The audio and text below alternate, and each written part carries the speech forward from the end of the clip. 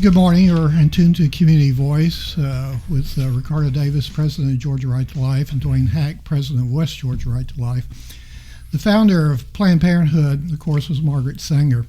In a letter to Clarence Gable, commenting on the Negro Project in 1939, Margaret Sanger wrote, quote, "We do not want word to go out that we want to exterminate the Negro population, and the minister is the man who can straighten out that idea if it ever occurs to any of their more rebellious members," unquote. Planned Parenthood, from what we understand, targets 80% of them, the clinics target minority communities. That's correct. Via location and marketing. The black population is declining as a percentage of the overall population in America.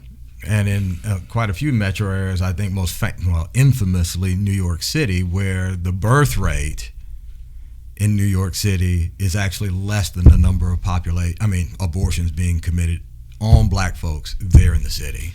More black deaths are due to abortion than cancer or crime. In America, 13% of the population is black, but yet 40% of the abortions across this country are black children. Mm-hmm. And we'll talk about the money that Planned Parenthood makes going on. But my question is there a black genocide being conducted by Planned Parenthood in Georgia? Yes, sir. Can you elaborate? Well, black folks make up about 30% of the population here in the state of Georgia, but based on the 2019 statistics that we get from the Department of Health, 60% of the abortions are on black women. So run that about 40 more years, and where do you get that? Where do you get from that? You get what I would say is Planned Parenthood is still on the path that their founder set out on. So if we called her a racist or a eugenicist, that would be correct? Well, definitely a eugenicist. By all means. That's a matter of public knowledge. And as far as I know, Planned Parenthood, we live in a day where, we take down statues of people that are, let's say, we found that their actions have been repugnant in the past. Planned Parenthood and their cohort have not taken down any statues of their founder. So it's obvious that they're not taking it back.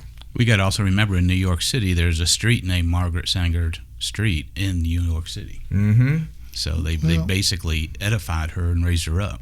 How do you reconcile, or can you reconcile the fact that American taxpayers have supplemented Planned Parenthood to the tune of $500 million for many, many, many years now?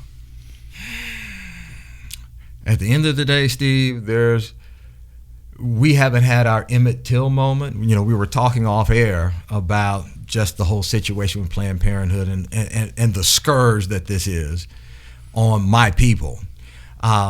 But until, just like in the 60s, where you had that open casket funeral and people actually saw in stark reality the end result of abortion. Now, we're seeing that with movies like Unplanned, mm-hmm. which is a very realistic, gut-wrenching, they don't hold anything back. They show you exactly what happens in Planned Parenthood.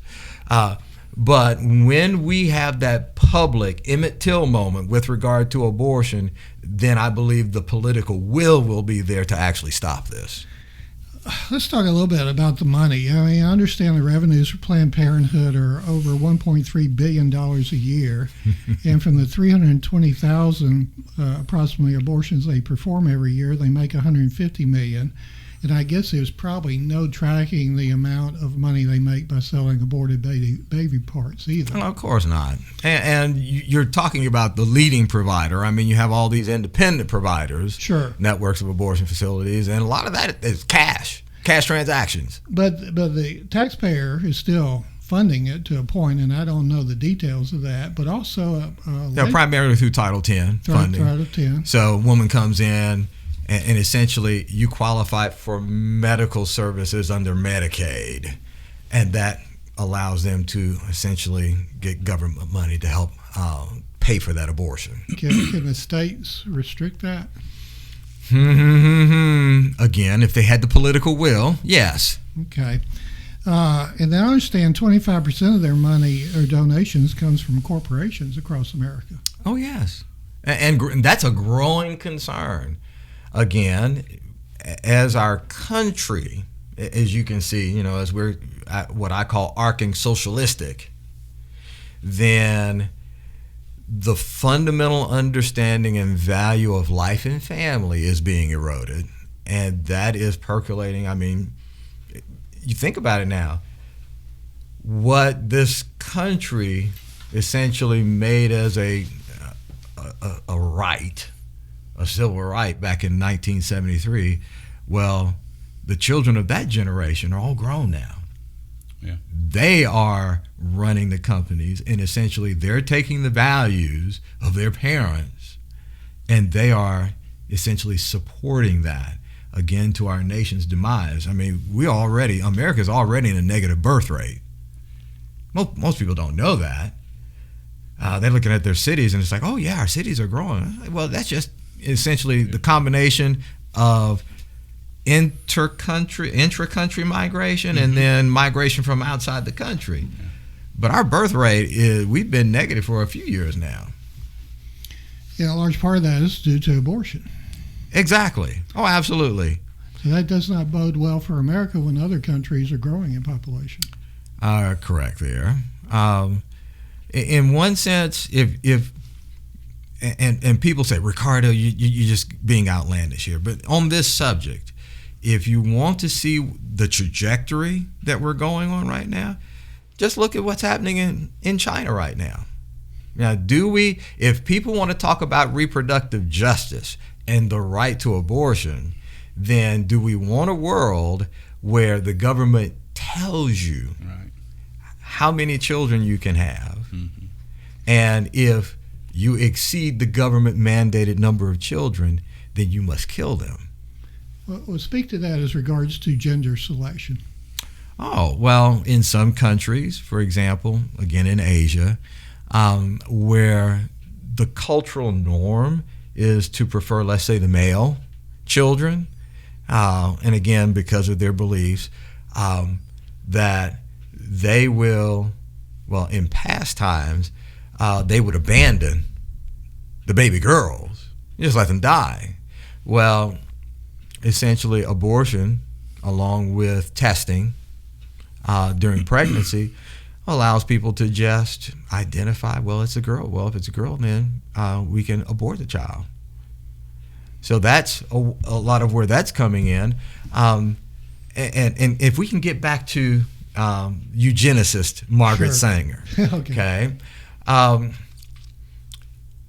of the things that people, I guess you could say, one of the undertows of why abortion, after being made illegal in the United States back in the 19th century, in the 20th century, part of the road that got us to where we are was along racial lines. When people talk about rape and incest exceptions for abortion, that was primarily under the excuse, I would say, of, well, if my white daughter was messing around with this black boy, and she got pregnant, well, she can go to a doctor and claim that she was raped, or the dad or the mom can claim that she was raped and get an abortion. And that's, in particular, I know in Mississippi in 1967, that's exactly the rationale of why they essentially went from a state that had no exceptions. Abortion was a crime, and that's how it became legal. And we're going to transition into a discussion on personhood after our word. And again, our guest this morning, Ricardo Davis.